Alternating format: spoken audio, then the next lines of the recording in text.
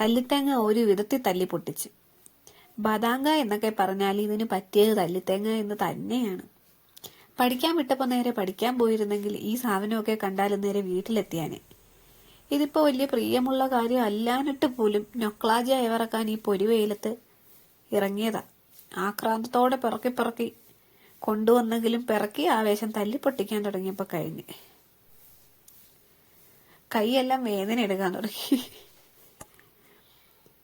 ആദ്യമായി കണ്ടതിന്റെ ആവേശത്തില് ഡുഗു ഞാൻ പൊട്ടിക്കാം, ഞാൻ ഇടിക്കാം എന്നൊക്കെ പറഞ്ഞ് വാങ്ങിയെങ്കിലും എത്ര ഇടിച്ചാലും ഞാൻ പൊട്ടില്ല എന്ന വാശിക്ക് നിൽക്കുന്ന തല്ലിത്തേങ്ങയുടെ മുന്നിൽ അവള് മുട്ടുമടക്കി.